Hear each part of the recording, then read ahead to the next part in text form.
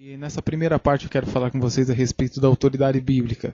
Eu acho que isso é importante porque não adianta eu ficar repetindo palavras aqui se você não entender que o que eu estou falando tem uma base, tem um alicerce de autoridade bíblica que vem da palavra de Deus. De modo que eu costumo dividir a autoridade que corrobora, que autentica a Bíblia em três: a autoridade profética, a autoridade messiânica e a autoridade apostólica, né? Para isso eu vou fazer uso durante todo esse DVD, durante todo esse trabalho, de uma Bíblia católica, né? É uma Bíblia traduzida pela CNBB, né? Que é a tradução da Confederação Nacional dos Bispos do Brasil. Isso já é para desmistificar de dizer que a Bíblia evangélica é diferente da católica. As duas Bíblias são iguais. Tem um diferencial apenas. A Bíblia evangélica tem 66 livros e a Bíblia católica 73 livros.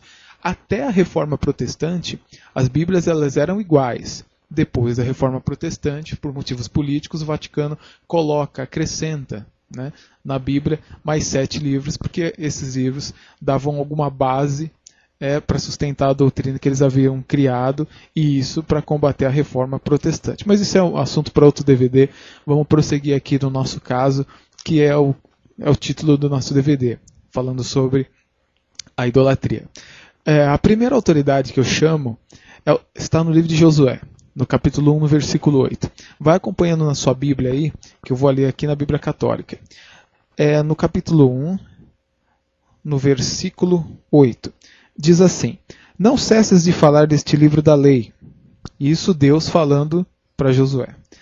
Não cesses de falar deste livro da lei. Medita nele dia e noite, para que procures agir de acordo com tudo o que nele está escrito. Assim farás prosperar teus caminhos e será bem-sucedido. E aí, ele parte para o versículo 9 aqui, e eu posso parar por aqui, porque até aqui é o que me interessa falar. Eu chamo isso de primeira autoridade da Bíblia, porque homens profetizavam, né, na antiguidade, em nome do Deus, né, em nome de um Deus invisível, né, de um Deus grandioso e poderoso, e Deus respondia de acordo com aquilo que estava profetizado, de acordo com aquilo que ele realmente mandava aqueles homens dizerem.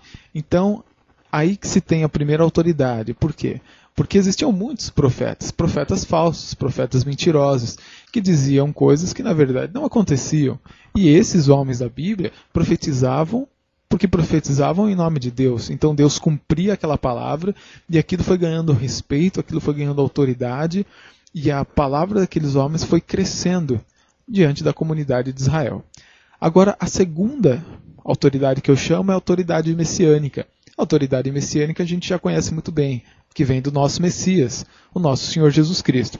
Para isso, abra sua Bíblia no livro de João, no capítulo 5, e é lá no versículo 39 que eu quero ler com você. Examinai as Escrituras, diz o Senhor Jesus, pensando ter nelas a vida eterna. E são elas que dão testemunho de mim. Ótimo. O Senhor Jesus autoriza o exame das Escrituras. O Senhor Jesus autoriza a leitura, a meditação nas Escrituras. E ele diz mais: olha, leia, estude e preste atenção, porque as Escrituras testificam da minha pessoa. A terceira autoridade que eu chamo, e para fechar esse assunto, é a autoridade apostólica. Isto é, o Senhor Jesus morre no Calvário, ele ressuscita, ele ordena que a sua igreja pregue o evangelho a todas as nações, dá o Espírito Santo a eles e ascende ao céu para sentar-se à direita do trono de Deus. Depois disso, os homens de Deus, os apóstolos, passam a evangelizar as cidades de Jerusalém, Judéia, Samaria e, segundo as ordens do nosso Senhor Jesus, até os confins da terra. Então, quer dizer, nós precisamos ter essa terceira autoridade, quer dizer, esses homens precisam autorizar a Bíblia, esses homens precisam usar a Bíblia, esses homens precisam proclamar a palavra de Deus e bater o carimbo dizendo: olha, a Bíblia ela é a autoridade de Deus e ela testifica do Filho de Deus, nosso Senhor Jesus Cristo. Para isso, eu quero chamar uma palavra do apóstolo Pedro, né? Está no capítulo 1 da sua segunda epístola.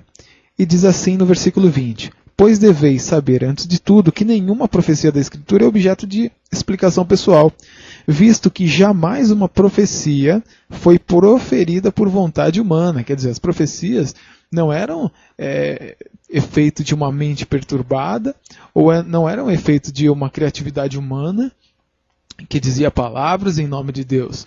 Na verdade, esses homens eram inspirados por Deus. Né? Deus lhes soprava essas palavras e eles profetizavam. Ao contrário, continuando o texto, foi sobre o impulso do Espírito Santo que pessoas humanas, ele frisa aqui, falaram da parte de Deus. Então eu acredito que aqui encerra-se esse assunto. Então está alicerçado de que a palavra de Deus tem autoridade, a palavra de Deus ela é autossuficiente, segundo a autoridade profética, segundo a autoridade messiânica e segundo a autoridade apostólica.